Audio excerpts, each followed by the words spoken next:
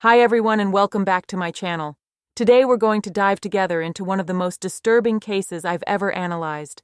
Today we're going to talk about a case that shook not only the Hollywood community, but the entire United States. On February 7th in the year 2009, 44-year-old Leslie Herring of Los Angeles disappeared. The name may not ring a bell, but you may know her sister, actress Asha Davis, seen on shows like Friday Night Lights and South of Nowhere. What makes this case so fascinating and terrifying at the same time? Leslie just disappeared, without a trace. Her body was never found, yet her husband, Lyle Stanford Herring Sr., was convicted of second-degree murder in the year 2013. How is that possible? How can someone be convicted of murder without the victim's body? This case is a perfect example of how the power of circumstantial evidence can be incredibly persuasive. The prosecution built their entire case on circumstance alone. No body, no weapon, no direct evidence of murder. And yet the jury unanimously found him guilty. Today, we're going to take a step-by-step look at this complicated case. We'll look at who Leslie was, the circumstances of her disappearance, and most importantly, what evidence convinced the jury that her own husband killed her. We'll talk about the faked phone calls, the suspicious internet searches, and how Sister Asha never gave up her search for the truth. Get ready for a story that will keep you in suspense until the end. If you like true crime cases that make you think, then you've come to the right place. Don't forget to like if you like the video and subscribe for more content like this. So let's get started. As I begin to tell you about this tragic story, I must first introduce the woman who is at the center of this whole mystery. Leslie Herring wasn't just another victim. She was a living, breathing human being with a rich life, ambition, and people who loved her. To understand the gravity of her disappearance, we must first recognize who she was. Leslie was born the older sister of Asha Davis, who later became famous as a talented actress in Hollywood circles. This sibling bond was incredibly strong and deep. Asha was born in Alexandria, Virginia, but their family roots were diverse and rich. When I talk about their relationship, I must emphasize that it wasn't just the usual sibling bond. Leslie was much more than just a sister to Asha. She was her mentor, protector, and closest confidant. Asha often recalled how she could always count on Leslie, no matter how difficult the situation. Leslie was the one who supported Asha in her acting ambitions, encouraged her when she doubted herself, and was her biggest fan when Asha began to thrive in Hollywood. Their relationship was built on mutual respect and unshakable loyalty. Leslie never begrudged Asha her success. On the contrary, she was incredibly proud of her. When Asha appeared on popular shows like Friday Night Lights or South of Nowhere, Leslie was always the first to congratulate her and share her joy. What's fascinating about their relationship is that even though they lived in different worlds, Leslie in the practical world of human resources and Asha in the glamorous world of entertainment, their bond remained unshakable. Leslie was the pragmatic one who always had her feet on the ground, while Asha was the creative soul. This combination of their personalities created a perfect balance. At the time of her disappearance, Leslie was 44 years old. She was a woman in her prime who had built a solid career and a stable life. She worked in human resources in Los Angeles, a profession that suited her perfectly. Colleagues described her as an incredibly reliable, caring, and methodical person. At work, she was known for her punctuality. She was never late, never handed in a project after the deadline. She was a woman everyone could count on. Her superiors respected her greatly, and her colleagues liked her for her professionalism and human approach. She found her calling in human resources. She loved working with people, solving their problems, and helping them find their right place in the company. In terms of her family background, Leslie came from a family where values such as loyalty, hard work, and mutual support were fundamental pillars. Her parents raised both daughters with an emphasis on education and personal development. Leslie was always the more responsible of the sisters, the one who took care of the practical stuff while Asha could dream of acting roles. Family traditions were very important to Leslie. She loved celebrations together, family dinners, and keeping in touch with more distant relatives. She was the one who organized family gatherings and remembered all the important anniversaries. Her home was always open to family and friends. Leslie married Lyle Stanford Herring Sr., a man with whom she shared several years of marriage. At first glance, it seemed like a stable partnership of two adults who had built a life together in Los Angeles. Lyle was a middle-aged man who appeared to be a solid partner for Leslie. They shared a home, shared a daily routine, and outwardly appeared to be a normal married couple. Leslie was generally positive about her marriage to her friends and family, although like many couples they had their ups and downs. What is interesting about their relationship is how it was perceived by those around them. Some friends and acquaintances described Lyle as a somewhat withdrawn man who was not as outgoing as Leslie. While Leslie was naturally open and communicative, Lyle was rather quiet and reserved. There were some tensions in their marriage that began to become more apparent over time. Leslie was a woman who had clear ideas about what her life should look like and was not afraid to express her opinions. She was independent, financially self-sufficient, and did not hesitate to stand up for herself when necessary. Their social life revolved mainly around Leslie. She was the one who kept in touch with friends, organized social events, and took care of social obligations. Lyle often appeared to be someone who followed, rather than led. What is important to note is that Leslie was a woman who took great pride in her independence. She had her own career, her own income, and her own views on what her life should look like. She was not the kind of woman who would settle for the role of just a wife. She wanted to be a partner in the real sense of the word. Their relationship went through different phases, as long-term partnerships tend to do. There were times when they seemed happy and content, but also times when it was apparent that there were some disagreements and tensions between them. Leslie was a woman who believed in communication and in solving problems through open dialogue. If she had a problem with something, she didn't hesitate to say so. This quality characterized her not only in her personal life, but also in her work and relationships with friends and family. As I try to reconstruct the events that led to Leslie Herring's disappearance, I have to tell you that the more I delve into the details, the more disturbing the whole situation becomes. The circumstances of her disappearance are so unusual and suspicious that from the very beginning they have raised questions in the minds of all those who have seen them. The 7th day of February in the year 2009 became a day that changed the lives of all who loved Leslie forever. This date is pivotal because it represents the last time we can say with certainty that Leslie Herring was alive and present in her Los Angeles home. What makes this day so significant is the fact that, up until this moment, Leslie was living her normal, everyday life. She woke up in her house in the morning, probably made breakfast, maybe checked the news or checked her emails. It was a Saturday morning, so she didn't have to go to work, which meant she had a full day off ahead of her. According to the reconstruction of events, Leslie spent the day at home with her husband, Lyle. It wasn't a particularly special Saturday. No special plans, no visits, no important events. Just an ordinary weekend day in the life of a middle-aged couple. On the evening of February 7th, Leslie was still communicating with her loved ones. She had phone calls, maybe sent some text messages. Everything seemed normal. There was no indication that anything dramatic was about to happen. Leslie appeared as usual. She was not agitated, showed no signs of fear or concern.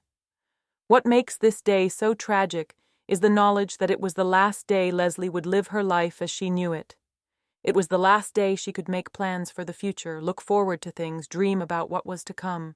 The last day she was simply Leslie, a living, breathing woman with hopes and dreams. When I analyze the physical evidence that Leslie left behind, I have to say that it always shocks me all over again. Imagine the situation. A woman simply disappears, but all of her most valuable and necessary possessions remain intact in her home.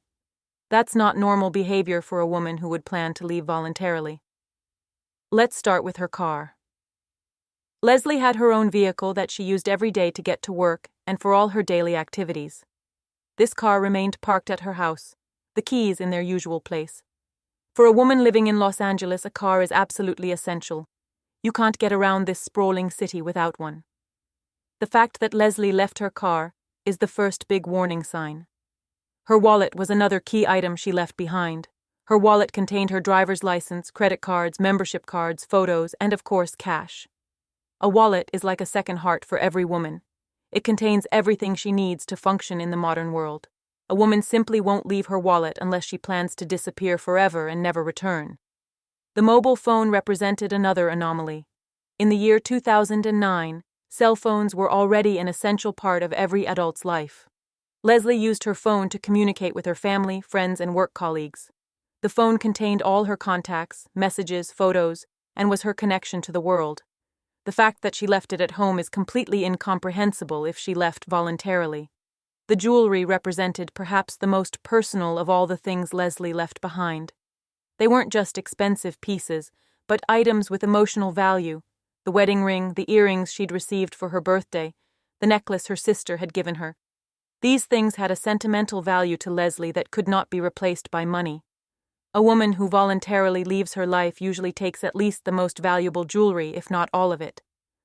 What's so disturbing about this whole situation is the fact that all of these items were left in their usual places. It didn't look like anyone was searching the house or looking for valuables. Everything was neatly in its place, as if Leslie had just gone shopping and was due back any minute. Speaking of finances, we come to perhaps the most compelling evidence that Leslie was not planning a voluntary departure. She had savings of $26,000 in her bank account, a sum that was certainly not insignificant. For a woman of 44 who worked in human resources, $26,000 represented a substantial financial reserve. It was not a sum that someone would simply leave behind if they planned to start a new life elsewhere. This money represented years of saving, careful financial planning, and perhaps sacrifices in daily life. Leslie was a woman who understood the value of money. She worked in human resources, which meant she had a good understanding of financial planning and how much money one needs to live on.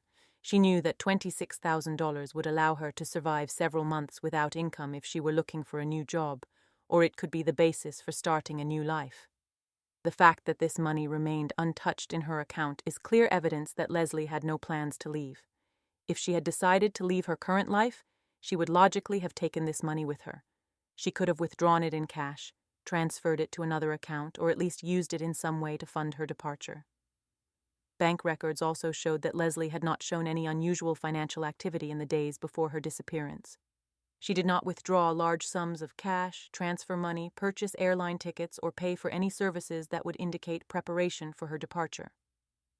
This financial aspect of the case is, for me, one of the strongest arguments against the theory of voluntary disappearance. A woman who has $26,000 in her bank account and is planning to start a new life is simply not going to take that money with her.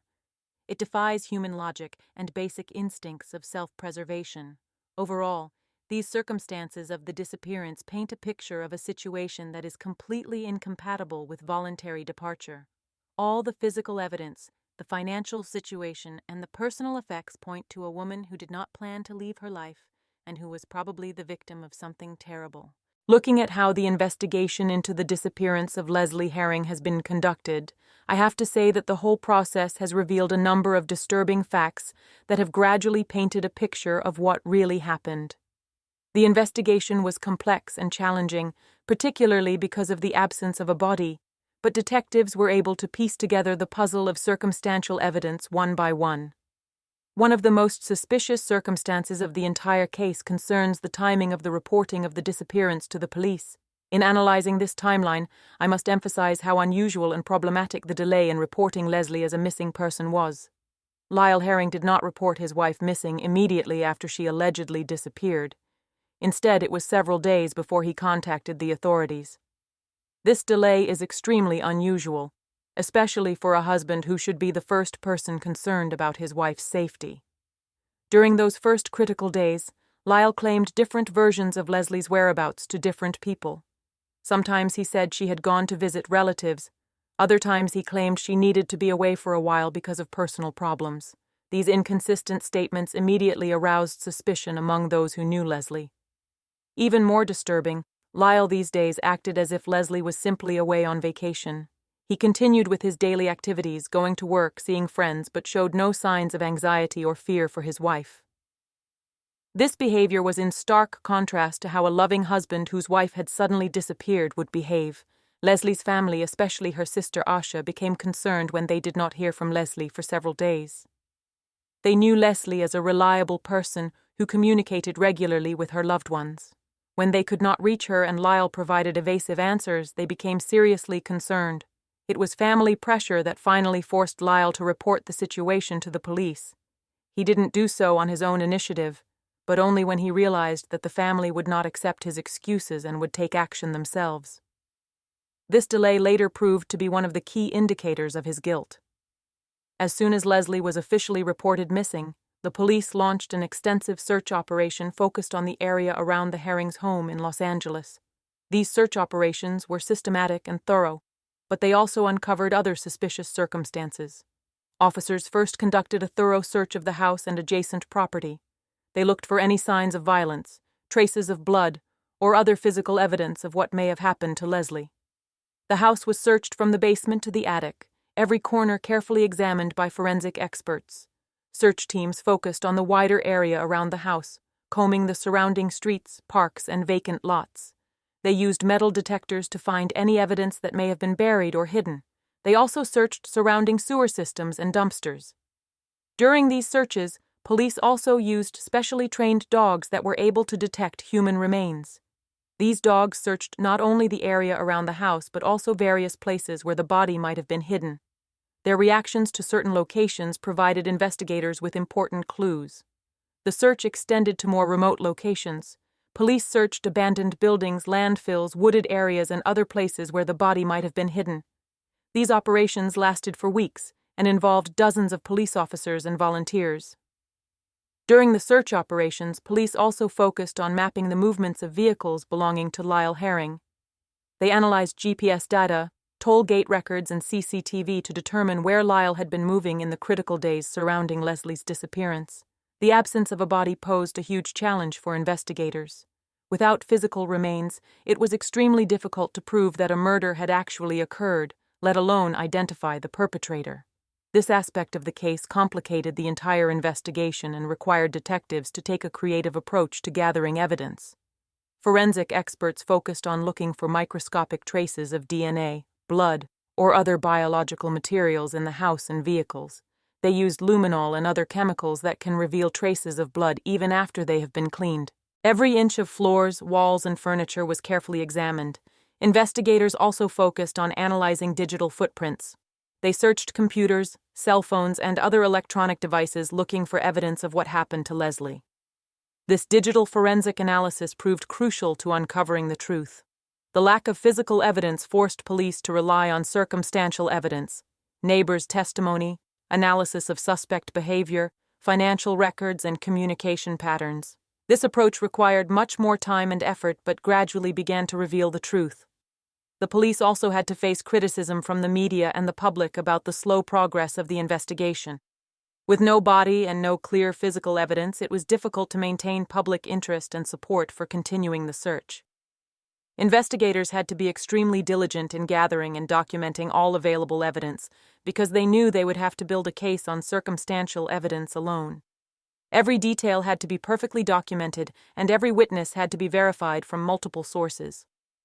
The absence of a body also meant that the police could not determine the exact cause of death or how Leslie was murdered. These unknowns complicated the construction of a chronology of events and made it difficult to understand the motive for the crime. Analyzing the evidence in the Leslie Herring case, I must say that despite the absence of a body, the prosecution was able to build a compelling case based on circumstantial evidence. This evidence, although not direct, created a strong web of circumstances that clearly pointed to Lyle Herring's guilt.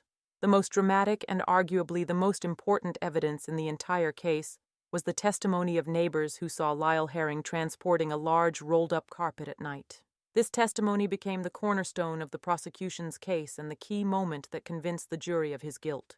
A neighbor who witnessed this bizarre scene later testified that he saw Lyle transporting a huge rolled-up carpet on a dolly around midnight. The timing of this activity is absolutely crucial. Midnight is not the usual time to be transporting carpets or any household chores. Normal people are asleep at this time, and if someone is doing a physically demanding activity in the middle of the night, there is usually a very serious reason for it. The witness described the carpet as being large enough to hide a human body. The dimensions of the rug were of a size that would allow an adult person to be wrapped. The way the rug was rolled up and tightly pulled down also suggested that it contained something heavy and bulky. Even more disturbing, a neighbor described Lyle's facial expression as frantic.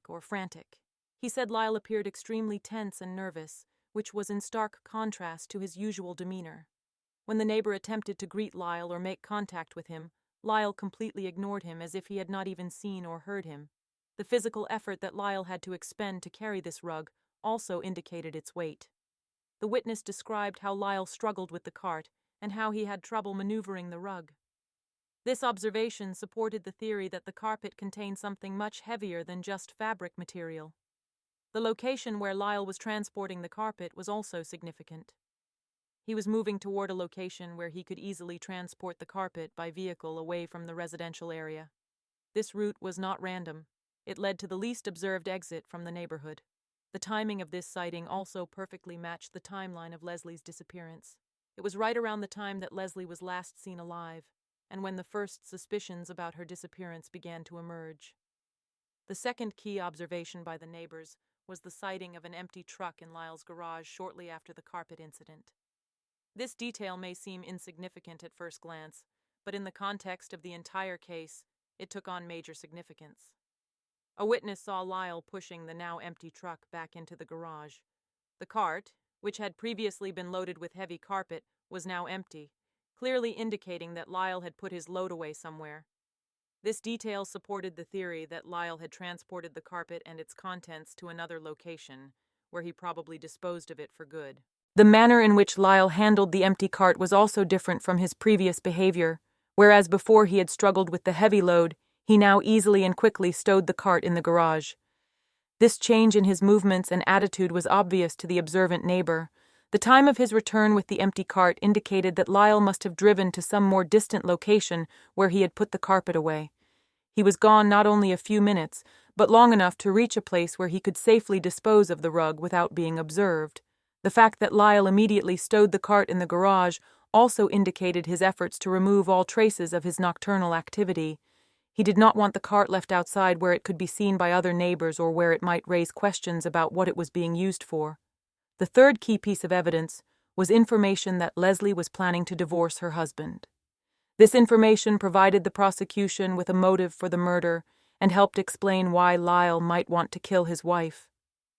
Leslie confided in several close friends and family members that she was considering ending her marriage. It was not a sudden or impulsive thought, but a decision she had carried with her for some time. Her closest friends confirmed that Leslie had talked about problems in her marriage and that she was not happy. The specific steps Leslie was taking toward divorce also supported this theory. She began to find out about divorce lawyers, asked friends about their experiences with divorce, and began to organize her finances so that she would be prepared for independent living. Leslie also began to talk about her plans for the future as those of an independent woman. She talked about traveling, about changing careers, about things she wanted to do when she was single. These conversations clearly showed that she was mentally preparing herself for life without Lyle. The financial aspect of the planned divorce was also significant. Leslie began to find out information about property division, alimony, and other financial matters related to the divorce.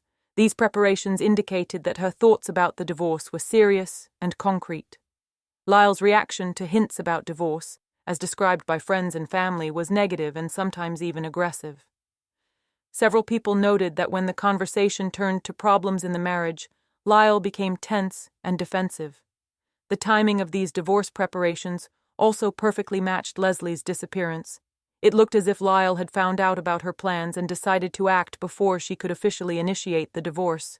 The combination of all this evidence, the carpet testimony, the sighting of the cart, and the information about the planned divorce, made a strong case against Lyle Herring, despite the absence of his wife's body. Looking at the Leslie Herring trial, I have to say it was one of the most complex and controversial trials I have ever analyzed.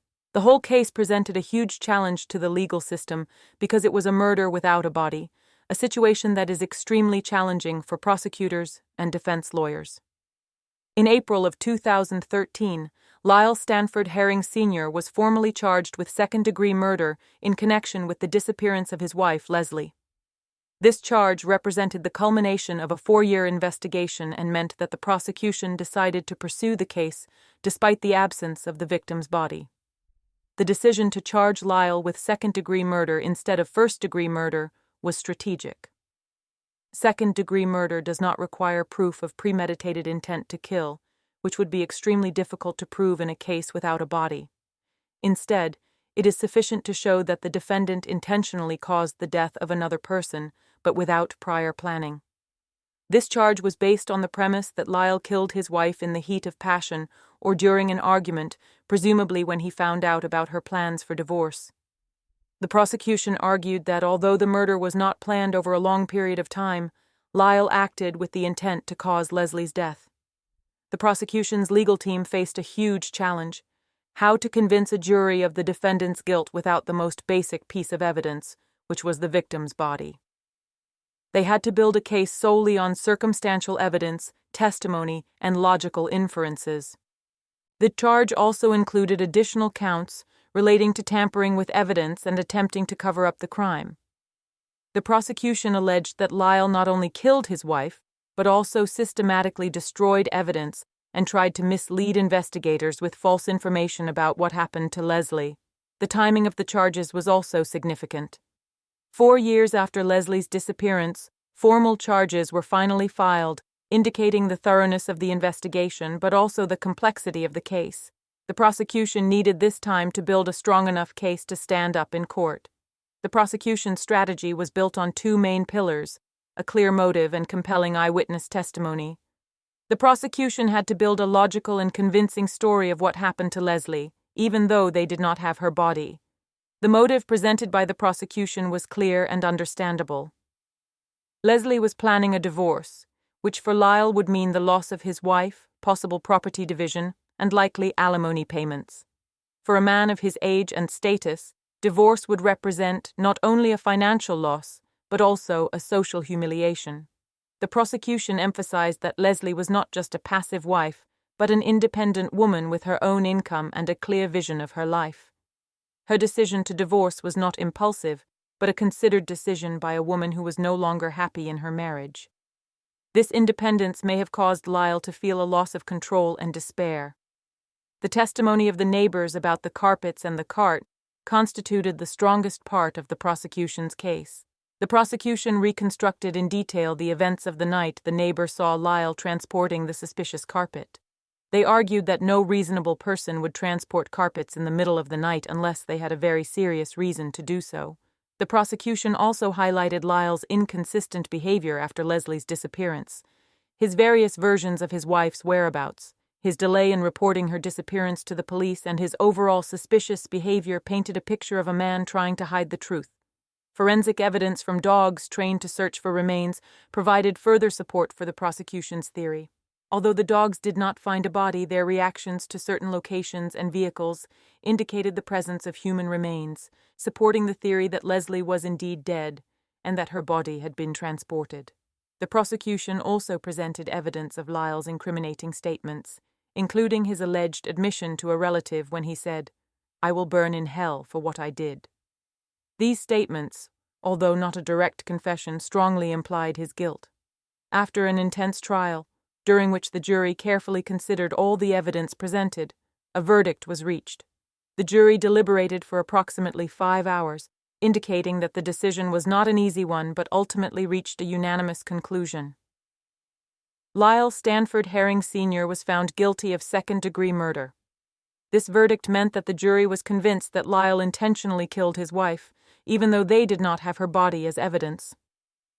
The unanimous decision showed the strength of the case the prosecution had put together. The sentence of 15 years to life was consistent with standard sentences for second-degree murder in California.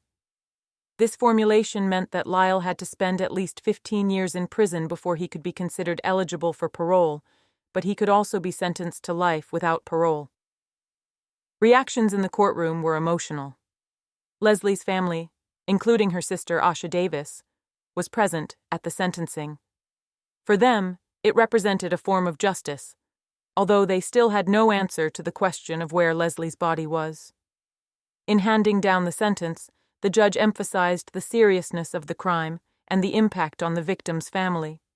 He noted that although the case was based on circumstantial evidence, the strength of that evidence was compelling and showed the defendant's guilt beyond a reasonable doubt. The verdict also meant that Lyle would have to spend the rest of his life in state prison. For a man of his age, this effectively meant a life sentence, since the chances of parole after 15 years were minimal given the seriousness of the crime. The entire trial showed that even without the victim's body, justice can be achieved if the circumstantial evidence is strong and convincing enough. This case set a precedent for other cases of murder without a body and showed the possibilities of modern criminology and the legal system.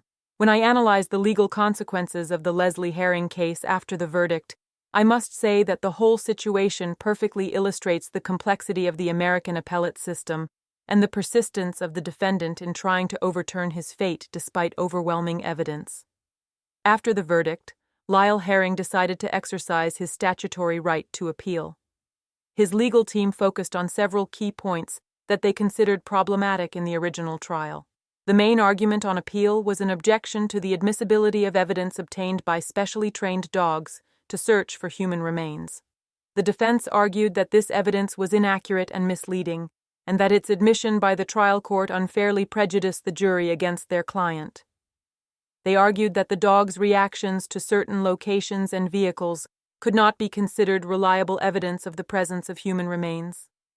Lyle Herring's attorneys also challenged the manner in which the neighbor's testimony about the carpets and the cart was presented. They argued that this testimony was based on subjective observations and that there was insufficient evidence that the carpet actually contained a human body. They argued that the prosecution had built its case on speculation and conjecture, not hard evidence. Another point on appeal concerned a confession Lyle allegedly made to a relative. The defense argued that this statement was taken out of context and should not have been admitted into evidence because it was not made under circumstances that would warrant its credibility. Defense counsel also challenged the prosecutor's overall strategy, which they argued was based on emotional manipulation of the jury rather than factual evidence. They argued that the absence of the body made the entire case speculative and that the prosecution failed to meet the burden of proof required for a murder conviction. The defense team also took aim at the jury selection process, arguing that media coverage of the case had so influenced public opinion that it was impossible to find an impartial jury. They argued that their client did not receive a fair trial because of the prejudice created by the intense media coverage of the case. Another objection concerned the judge's instructions to the jury regarding the burden of proof in cases of murder without a body. The defense argued that these instructions were improper and that the jury was not adequately instructed on the high standard of proof required for conviction in such cases. In 2015, the California Court of Appeal for the Second District heard the appeal of Lyle Herring. After a thorough review of all of the arguments and evidence, the court issued a decision that definitively affirmed the original conviction. In its ruling, the Court of Appeals used the word persuasive to describe the strength of the evidence against Lyle Herring. The judges clearly stated that there was an abundance of compelling evidence that Leslie was dead and that her husband was responsible for her death. The court specifically overruled objections to the admissibility of evidence from dogs trained to search for remains. The appellate judges ruled that this evidence was properly admitted and that its value was not misleading or unduly prejudicial. The court noted that the dog's reaction was only one piece of evidence among many, and that the jury had sufficient information to properly assess the weight of this evidence. The Court of Appeals also affirmed that the neighbor's testimony about the carpets was admissible and relevant. The judges noted that this testimony had been thoroughly examined during cross-examination, and that the jury had the opportunity to evaluate its credibility. The court emphasized that the combination of all the testimony created a strong and coherent picture of the events. As to the alleged confession, the Court of Appeals held that this evidence was properly admitted. The judges noted that the statement was made voluntarily and that the circumstances surrounding its occurrence were not so problematic as to require its exclusion from the trial. The court also rejected arguments about media influence on the fairness of the trial.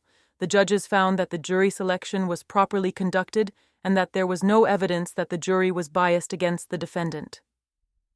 Following the Court of Appeals' affirmance of the verdict, Lyle Stanford Herring Sr. remains in state prison serving his sentence of 15 years to life.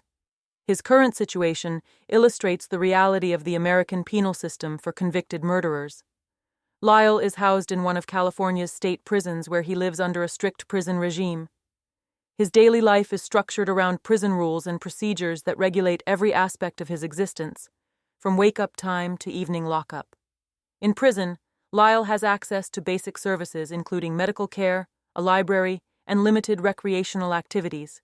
He may also receive visits from family members and friends under prison rules, although these visits are strictly controlled and limited. Due to the nature of his crime and the length of his sentence, Lyle is classified as a long-term inmate, which affects his placement in the prison system and access to various programs. Long-term prisoners often have more limited options than those with shorter sentences. As for parole eligibility, Lyle will have to spend at least 15 years in prison before he can apply for parole. Given the seriousness of his crime and the circumstances of his case, the likelihood of successful parole is very low. In the prison system, Lyle also has the option of pursuing legal action should he discover new evidence or legal arguments. However, after an unsuccessful appeal, his options are very limited, and he must meet very strict criteria for any further legal action. Lyle Herring's current status, therefore, remains unchanged. He continues to serve time for the murder of his wife Leslie, whose body has never been found. Reflecting on the long-term implications of the Leslie Herring case, I must say that this tragic story has had far-reaching effects not only on the immediate family, but also on the wider community and the public. Each aspect of these impacts reveals different dimensions of how crime affects society as a whole. For Asha Davis, the disappearance and death of her older sister Leslie represented a life-changing event that forever altered not only her personal life, but also her professional career and public appearances. As an actress who was known at the time for her roles in popular television series, Asha found herself in the unwilling position of family spokesperson and advocate for justice for her sister. The media pressure on Asha was intense and relentless from the very beginning. As a public figure, she became the face of the case, which brought her not only fan support but also unwanted media and public attention. Her every move was watched, her every statement was analyzed and often taken out of context. Asha decided to use her celebrity status to keep her sister's case in the public eye. She participated in television interviews, gave interviews to journalists, and used social media to spread the word about the case. These decisions were not easy. They meant that she had to constantly relive the traumatic loss of her sister in public. The psychological impact on Asha was huge. Not only did she have to cope with the loss of a loved one, but also with the uncertainty of what had really happened to Leslie. The absence of a body meant that the family never had the opportunity to say goodbye to Leslie in the traditional way, which complicated their grieving process. Asha also faced a difficult decision about how much personal detail to disclose about Leslie and their family life. On the one hand, she wanted to show Leslie as a real person, not just a victim of a crime, but on the other hand, she had to protect her family's privacy and the dignity of her late sister. Professionally, Asha decided to pursue her acting career, but admitted that her sister's case influenced her choice of roles and projects. She became more interested in stories that involved justice, family relationships, and strong female characters, which reflected her personal experience of fighting for truth. The financial aspect of the media pressure was also not negligible. Asha had to invest her own resources in private investigators and legal advisors to assist in the search for Leslie and later in pursuing the trial. These costs represented a significant financial burden in addition to the emotional stress. The Los Angeles community where Leslie lived and worked was deeply shaken by the case. The disappearance and murder of a middle-aged woman who had lived a seemingly normal life created a wave of fear and uncertainty among neighborhood residents. Leslie's colleagues in human resources were shocked by the loss of a woman they considered a reliable and kind colleague. Her sudden disappearance disrupted daily routines in the workplace and sparked discussions about the safety of women, especially those considering ending problematic relationships. Neighbors in the residential neighborhood where Leslie lived found themselves as key witnesses in the murder case. For many of them, it was their first experience of a serious crime in their immediate neighborhood. Some neighbors felt guilty for not noticing the warning signs earlier or for not intervening when they saw suspicious behavior. The local community organized searches and vigils in honor of Leslie. These events served not only as a practical aid to the search, but also as a way for the community to express their solidarity with the family and their opposition to violence against women. The case also sparked discussions about domestic violence and warning signs of problematic relationships. Local organizations began organizing educational programs on how to recognize unsafe relationships and how to help women considering leaving abusive partners. Some community members expressed frustration that Leslie was unable to find help before it was too late. This frustration led to the creation of support groups for women in troubled relationships and increased support for local domestic violence organizations. Media interest in Leslie Herring's case went beyond traditional news coverage and expanded into documentaries and true crime content. This interest reflected the public's growing fascination with true crime cases, particularly those with mystery elements. Several television stations have produced documentary programs dedicated to the Leslie Herring case. These documentaries focused on various aspects of the case, from the investigation to the trial to the impact on the family. Each documentary provided a new perspective on the events and often included exclusive interviews with family members, investigators, and lawyers. Podcasts dedicated to the true crime genre found a wealth of material for their episodes in the Leslie case. The podcast format allowed for deeper analysis of evidence and longer interviews with key people in the case. Some podcasts focused specifically on the issue of disembodied homicide and used the Leslie case as an illustrative example. These media adaptations had a twofold effect. On the one hand, they helped to keep the case in the public eye and could potentially lead to new information from people who learned about the case through these media outlets. On the other hand, they sometimes dramatized or simplified complex legal and factual aspects of the case. Leslie's family had mixed feelings about this media attention. While she appreciated that the case remained in the public eye, she sometimes felt that the media focused more on the sensational aspects than on the search for truth and justice. The academic community also expressed interest in the case as study material for courses in criminology, forensic science, and law. The case has become an example of how a successful case can be built on circumstantial evidence and how modern investigative techniques can be used in cases without a victim's body. Overall, the Leslie Herring case has shown how one tragic crime can have far-reaching effects on many people and communities, and how it can inspire wider discussions on important social issues. As I come to the end of this tragic story of Leslie Herring, I realize that this case leaves more questions than answers. It is one of those cases that makes us think about the nature of justice, the power of circumstantial evidence, and what we really know versus what we only think we know. This question haunts not only Leslie's family but everyone who has become familiar with this case. The absence of the body remains the biggest mystery of the entire story and creates room for endless speculation about what really happened the night Leslie disappeared.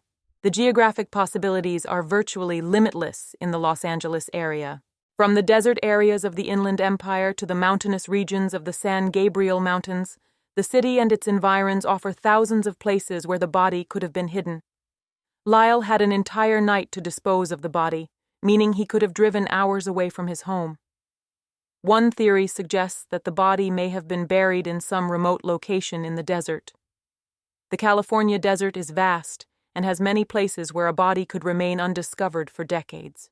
Moreover, the dry climate would have accelerated decomposition, making it impossible to identify it later, even if it were found by chance. Another possibility is that the body was dumped in the ocean.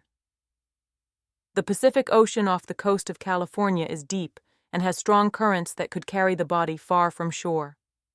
The seawater and marine animals would quickly destroy any trace, making recovery virtually impossible. The urban environment of Los Angeles also offers different possibilities. The body could have been hidden in a construction site that was subsequently completed, burying it forever under concrete or asphalt. Alternatively, it could have been incinerated in an industrial facility or landfill. There is also a theory that Lyle had help from someone else. Handling the body of an adult woman is not a simple matter for one person, especially if they are trying not to leave a trace. Maybe Lyle had an accomplice who helped him transport and hide the body. The psychological aspect of this question is also fascinating. Where would a man like Lyle, who lived a relatively normal life, hide a body? He probably would have chosen a place he knew, a place where he felt safe. It could be a place from his childhood, a place he went often, or a place that had some personal meaning to him. This question is key to understanding the controversial nature of this case. Although Lyle was convicted, there are certain aspects of the case that raise questions about the strength of the evidence and whether the beyond a reasonable doubt standard was actually met. The biggest gap is, of course, the absence of a body. Although the law allows for a murder conviction without the victim's body, this absence creates inherent uncertainty as to whether the murder actually occurred. Theoretically, Leslie could still be alive somewhere far away from Los Angeles, although this possibility is extremely unlikely given the evidence. The carpet testimony, while compelling, is based on one man's observation in the middle of the night. It wasn't daylight, it wasn't a short distance. It was a neighbor who saw something suspicious in poor lighting conditions. Could there have been a misinterpretation of what he actually saw? Forensic evidence from dogs is also problematic. Although these dogs are trained to detect human remains, their reliability is not 100%. They can react to a variety of odors, including those not associated with human remains. The absence of any physical forensic evidence, blood, DNA, tissue, remains a significant gap. Motive, while logical, is also largely speculative. Yes, Leslie was planning a divorce, but many marriages end in divorce without leading to murder. There are no documented cases of domestic violence or threats by Lyle, which would support the theory of his violent nature. The timeline of the case also contains some ambiguity. The exact time of death is unknown. The exact place of death is unknown, and even the exact manner of death is unknown. These basic questions remain unanswered. Although Lyle was convicted and his appeal was dismissed, the question of further investigation remains relevant. Leslie's family deserves to know the truth about what happened and especially deserves the opportunity to bury their loved one with dignity. Modern technology offers new possibilities that were not available at the time of the original investigation. Advanced GPS tracking and mobile data analysis could reveal more accurate information about Lyle's movements on critical days. Satellite imagery from that time could be reanalyzed using modern techniques. Continued search efforts should focus on systematically searching the areas most likely to be the body's hiding places. Modern ground-penetrating radar and other geophysical technologies could be used to search large areas more effectively than ever before. Psychological profiling could help narrow down the possible locations where Lyle could have hidden the body. Analysis of his personality, habits, and familiar places could provide clues to focus search efforts. Crowdsourcing and use of the public could also be useful. Media campaigns could invite people who lived in the area in the year 2009 to think about whether they remember anything unusual from that time. The Leslie Herring case represents many aspects of modern criminology and the legal system. It is a story about how justice can be achieved without traditional evidence, but also about what questions remain unanswered when we rely on circumstantial evidence alone. This case reminds us of the fragility of human life and how quickly a normal life can turn into a tragedy. Leslie was an ordinary woman who lived an ordinary life until she fell victim to something terrible. Her story is a reminder that violence can strike anyone, anywhere. For Leslie's family, especially Asha Davis, this case represents not only the loss of a loved one, but also a long struggle for justice. Although Lyle was convicted, the absence of a body means the family never had the opportunity to properly say goodbye. From a legal standpoint, this case shows the strength of the American judicial system in handling complex cases without traditional evidence. It demonstrated that a thorough investigation and careful presentation of circumstantial evidence can lead to a fair verdict. Finally, the Leslie Herring case forces us to reflect on the nature of truth and justice. We may be convinced of what happened, but we will never be completely certain. And maybe that's okay. Maybe it's more important that justice was done, even if not all the questions were answered. Thank you for following this complex and tragic story. If you have your own theories or thoughts about this case, please share them in the comments. And don't forget to subscribe for more content like this.